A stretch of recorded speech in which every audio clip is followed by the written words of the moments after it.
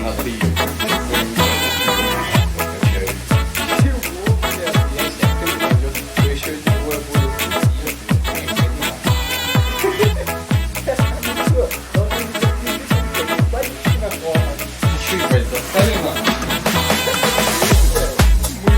Конечно, мы достали нам. Но они нас с тобой вышли.